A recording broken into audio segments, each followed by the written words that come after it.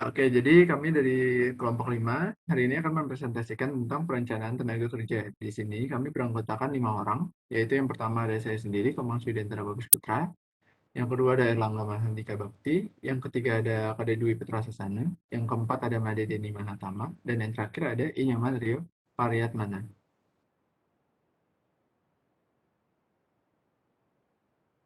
Poin pertama yaitu pengertian perencanaan tenaga kerja.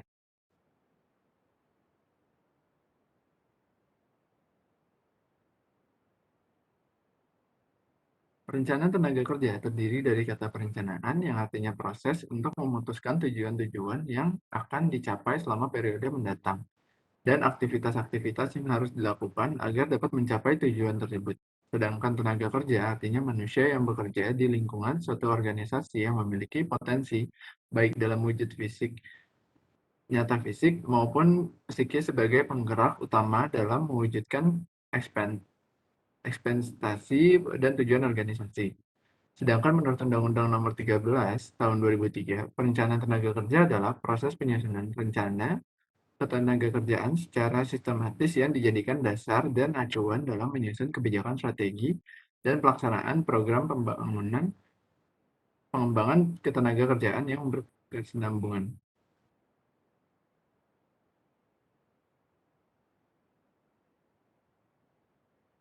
Di sini terdapat beberapa tujuan dari perencanaan tenaga kerja, yaitu yang pertama untuk menentukan kualitas dan kuantitas karyawan yang akan mengisi selama jabatan dalam perusahaan. Yang kedua, untuk menjamin ketersediaannya tenaga kerja di masa sekarang maupun di masa yang akan datang, sehingga tidak ada yang pekerjaannya yang tidak diisi oleh karyawan. Yang ketiga, untuk menghindari kelebihan dan kekurangan karyawan. Yang keempat, untuk menghindari mismanagement dan tumpang tindih dalam pelaksanaan tugas. Yang kelima, untuk mempermudah koordinasi, integrasi, dan sinkronisasi sehingga produktivitas kerja meningkat. Yang keenam, untuk menjadi pedoman dalam menetapkan program pengembangan, pengadaan, penyelesaian, pengembangan, kompensasi, pengintegrasian, pemeliharaan, kedisiplinan, dan pemberhentian karyawan. Yang ketujuh, untuk menjadi pedoman dalam melaksanakan mutasi dan pensiun karyawan. Yang kedelapan, untuk menjadi dasar dalam melakukan penilaian kinerja karyawan.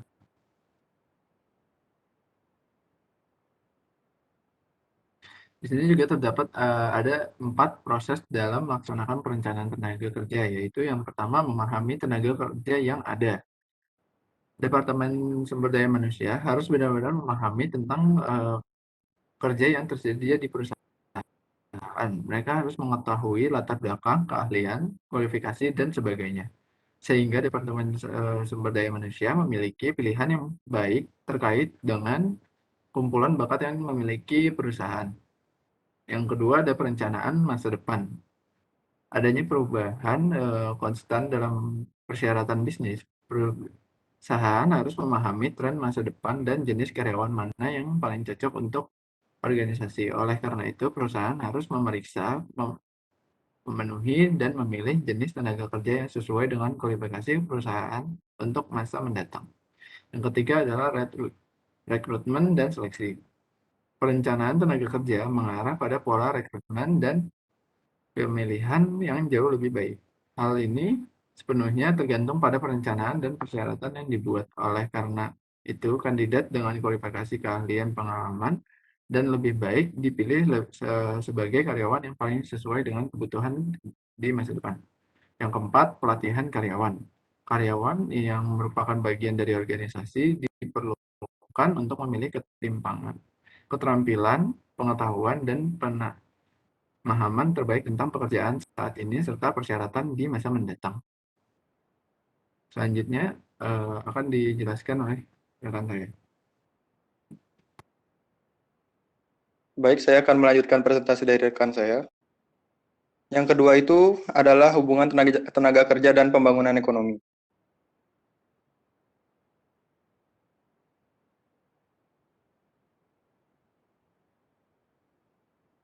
Jadi yang pertama itu adalah pertumbuhan ekonomi. Menurut ekonom klasik, yaitu Smith, pertumbuhan ekonomi dipengaruhi oleh dua faktor utama, yaitu pertumbuhan output total dan pertumbuhan penduduk. Menurut Arsyad pada tahun 1999, Solo dan Swan seperti dinyatakan kembali oleh Budiono dalam Sabtomo tahun 2008 menyatakan bahwa pertumbuhan ekonomi tergantung pada pertumbuhan penyediaan faktor-faktor produksi yang berupa penduduk, tenaga kerja, dan akumulasi modal atau investasi. Model pertumbuhan Solo ini yang sering disebut sebagai model pertumbuhan neoklasik menurut NQ pada tahun 2003. Model dasar dalam model pertumbuhan ini adalah Y sama dengan F, K, dan L, di mana Y merupakan output, K merupakan kapital atau modal fisik, dan L adalah angkatan kerja. Menurut teori pertumbuhan neoklasik, pertumbuhan output selalu bersumber dari satu atau lebih dari tiga faktor, yaitu kenaikan kuantitas dan kualitas tenaga kerja, atau melalui pertumbuhan penduduk dan perbaikan pendidikan, penambahan modal melalui tabungan dan investasi, serta penyempurnaan teknologi. Yang kedua, investasi. Menurut Sukirno pada tahun 2000, kegiatan investasi yang dilakukan oleh masyarakat secara terus-menerus akan meningkatkan kegiatan ekonomi dan kesempatan kerja, meningkatkan pendapatan nasional, dan meningkatkan taraf kemakmuran masyarakat. Peranan ini bersumber dari tiga fungsi penting dari kegiatan investasi, yaitu yang pertama, investasi merupakan salah satu komponen dari pengeluaran agregat, sehingga kenaikan investasi akan meningkatkan permintaan agregat, pendapatan nasional, serta kesempatan kerja. Yang kedua, tambahan barang modal sebagai akibat investasi akan menambah kapasitas produksi. Dan yang ketiga, investasi selalu diikuti oleh perkembangan teknologi. Yang ketiga, tenaga kerja. Lewis mengemukakan teorinya mengenai ketenaga kerjaan, yaitu kelebihan pekerja merupakan kesempatan dan bukan masalah. Kelebihan pekerja satu sektor akan memberikan andil terhadap pertumbuhan output dan penyediaan pekerja di sektor lain. Selanjutnya, Lewis mengungkapkan bahwa ada dua sektor dalam perekonomian negara sedang berkembang, yaitu sektor modern dan sektor tradisional. Sektor tradisional tidak hanya berupa sektor pertanian di pedesaan, melainkan juga termasuk sektor informal di perkotaan, yaitu pedagang kaki lima, pengecer, dan pedagang angkringan. Sektor informal mampu menyerap kelebihan tenaga kerja yang ada selama berlangsungnya proses industrialisasi, sehingga disebut pengamanan ketenaga kerjaan. Dengan terserapnya kelebihan tenaga kerja di sektor industri atau sektor modern oleh sektor informal, maka pada suatu saat tingkat upah di pedesaan akan meningkat.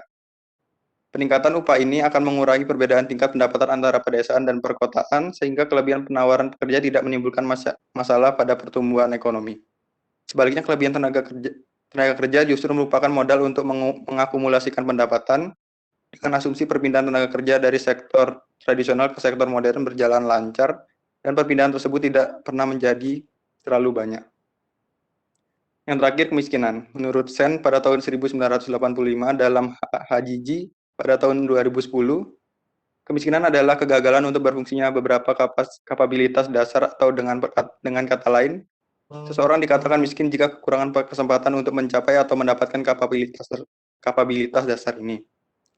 Sen menyatakan bahwa kemiskinan jangan dianggap hanya sebagai pendapatan rendah atau low income, tetapi harus dianggap sebagai ketidakmampuan kapabilitas atau capability handicap. Teori Malthus menunjukkan bahwa suatu saat pertumbuhan jumlah penduduk akan melebihi persediaan bahan makanan.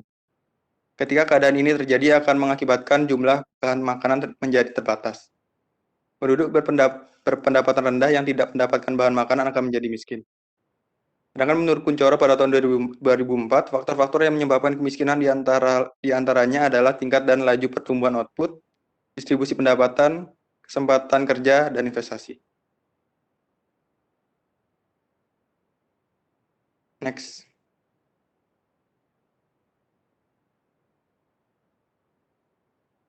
Baik, selanjutnya akan dijelaskan oleh rekan saya.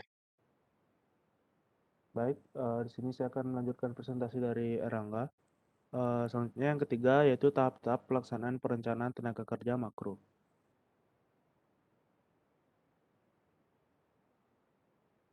Jadi perencanaan tenaga kerja makro adalah proses penyusunan perencanaan ketenaga kerjaan secara sistematis yang memuat pendayagunaan tenaga kerja secara optimal dan produktif guna mendukung pertumbuhan ekonomi atau sosial, baik secara nasional, daerah, maupun sektoral. sehingga dapat membuka kesempatan kerja seluas-luasnya, meningkatkan produktivitas kerja, dan meningkatkan kesejahteraan pekerja atau buruh. Lingkup perencanaan tenaga kerja makro terdiri atas dua lingkup, yaitu lingkup yang pertama adalah lingkup kewilayahan, yaitu lingkup kewilayahan meliputi yang pertama perencanaan tenaga kerja nasional, yang kedua perencanaan tenaga kerja provinsi, yang ketiga perencanaan tenaga kerja kabupaten atau kota. Selanjutnya yang kedua yaitu lingkup sektoral. Jadi lingkup sektoral meliputi yang pertama perencanaan tenaga kerja sektoral dan subsektoral nasional, yang kedua perencanaan tenaga kerja sektoral dan subsektoral provinsi, dan yang terakhir ada perencanaan tenaga kerja sektor dan subsektoral kabupaten atau kota. Next. Baik, selanjutnya akan dijelaskan oleh rekan saya. Terima kasih. Baik, di sini saya akan menjadikan presentasi dari rekan saya. Selanjutnya itu adalah klasifikasi jenis jabatan dan lapangan usaha.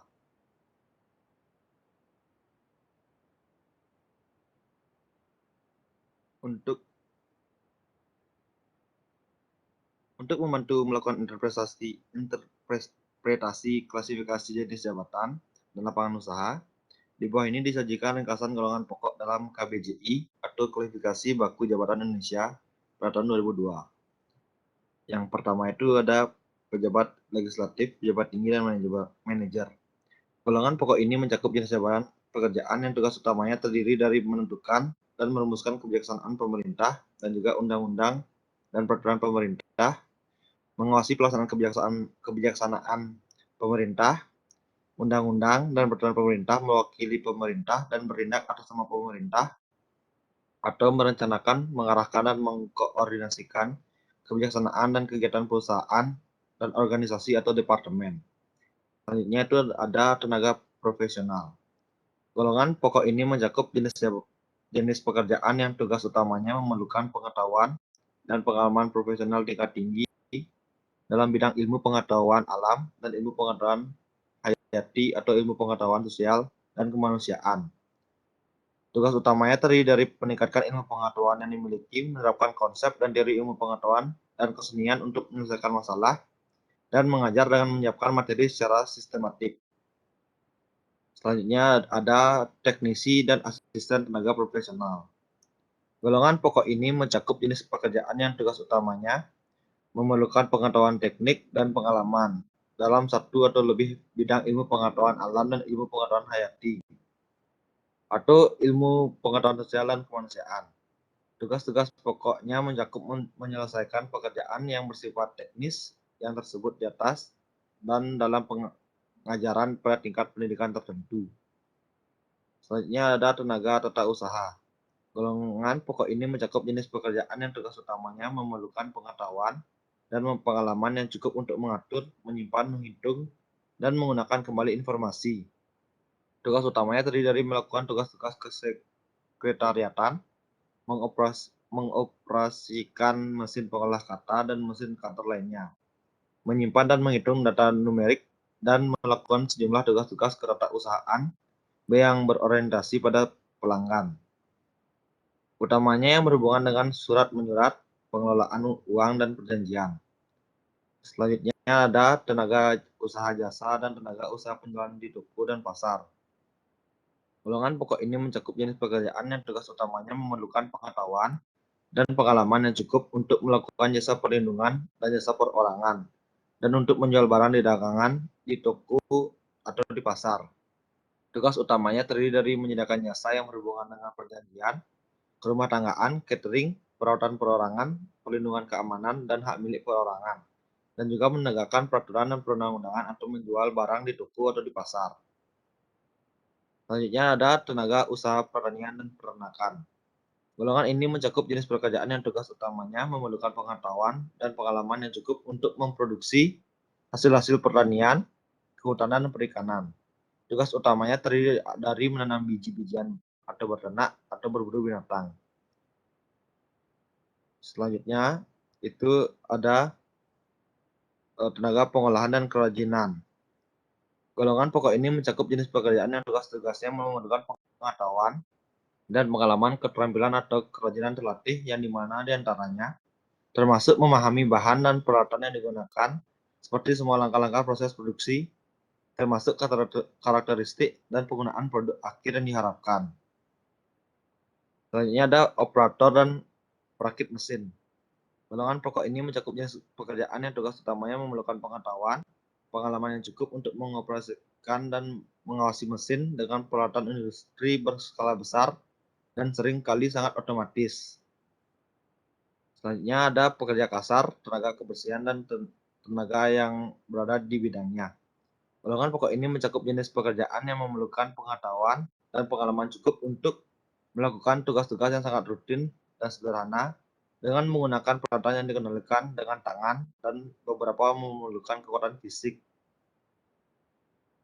Dan selanjutnya itu yang terakhir anggota Tentara Nasional Indonesia dan Kepolisian Negara Indonesia. Tenaga kerja dalam golongan pokok ini mencakup para anggota Tentara Nasional Indonesia dan Kepolisian Negara Republik Indonesia, yaitu mereka yang berdinas aktif dalam salah satu unsur Tentara Nasional Indonesia dan Kepolisian Negara Republik Indonesia. Next.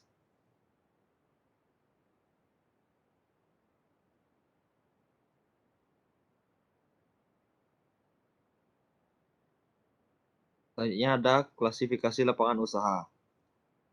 Menurut KLU, ada berbagai lapangan usaha yang terdiri dari beberapa kategori kegiatan ekonomi, yaitu yang pertama, kategori pertanian, kehutanan, dan perikanan, yang kedua, kategori pertambangan dan penggalian, yang ketiga, kategori industri pengolahan, yang keempat, kategori pengalian listrik, gas uap, dan atau air panas dan udara dingin, yang kelima, kategori pengadaan air, pengolahan sampah, dan daur ulang, pembuangan dan pembersihan limbah dan sampah. Yang keenam, kategori konstruksi.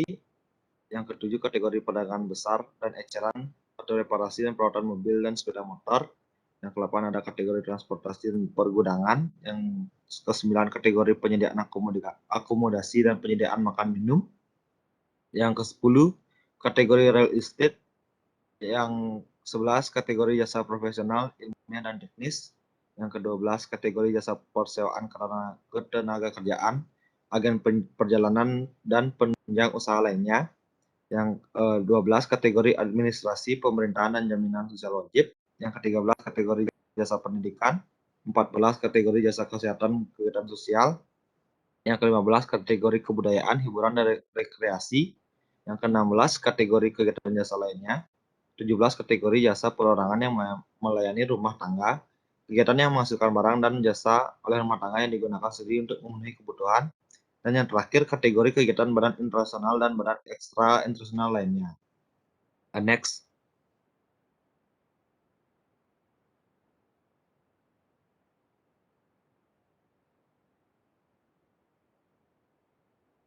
Baik, selanjutnya akan dilanjutkan oleh rekan saya. Baik, di sini saya ingin melanjutkan presentasi. Di sini saya akan menjelaskan tentang proyeksi kesempatan kerja dan penyediaan lapangan kerja. Kesempatan kerja atau permintaan tenaga kerja merupakan banyaknya orang yang bekerja pada berbagai sektor perekonomian, baik sektor pertanian, industri, maupun jasa.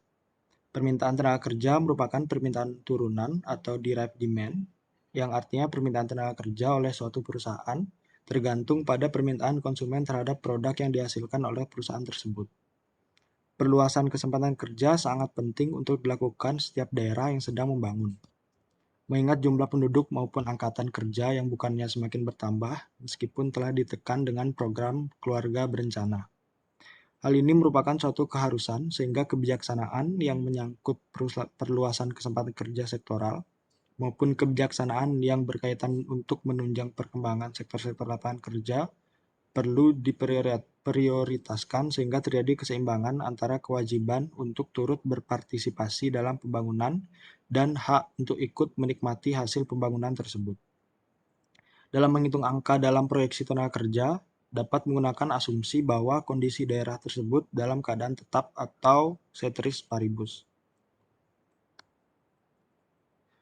Bisa dilihat di PowerPoint, grafik di PowerPoint yang secara umum, produktivitas tenaga kerja atau KL maupun produktivitas kapital atau KIKA memiliki tren yang menurun seiring dengan berjalannya waktu. Sementara itu, koefisien elastisitas atau capital share menunjukkan besarnya peran dari kapital yang digunakan masing-masing sektor untuk menghasilkan produk atau output yang optimal. Nilai koefisien yang kurang dari 0,5 di suatu sektor menunjukkan bahwa peran kapital di dalam menghasilkan output kalah dominan dibandingkan dengan penggunaan tenaga kerja. Sektor yang seperti ini dikatakan memiliki ciri labor intensif karena penggunaan tenaga kerja lebih dominan di dalam menciptakan output. Sementara nilai koefisien yang lebih dari 0,5 di suatu sektor menunjukkan bahwa peran kapital di dalam menghasilkan output lebih dominan dibandingkan dengan penggunaan tenaga kerja. Sektor yang seperti ini bisa dikatakan memiliki ciri kapital intensif. Selanjutnya bisa dilihat di PowerPoint, grafik di PowerPoint. Bisa diketahui bahwa di sektor 2, 3, dan 5, yaitu di sektor pertambangan dan penggalian, sektor industri pengolahan, dan sektor konstruksi merupakan sektor-sektor dengan ciri kapital intensif. Sedangkan sektor 4, 6, 7, dan 9, yaitu sektor listrik, gas, dan air bersih, sektor perdagangan, hotel, dan restoran, sektor transportasi dan komunikasi, serta sektor jasa-jasa, merupakan sektor-sektor dengan ciri labor intensif.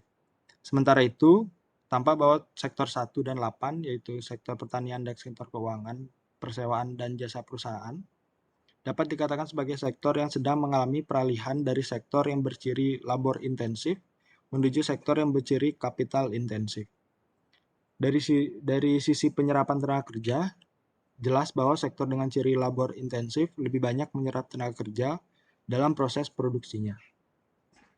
Sesuai dengan ciri-ciri dari masing-masing sektor, kesempatan kerja tampak lebih terbuka di sektor listrik, gas, dan air bersih, sektor perdagangan, hotel, dan restoran, sektor transportasi dan komunikasi, serta sektor jasa.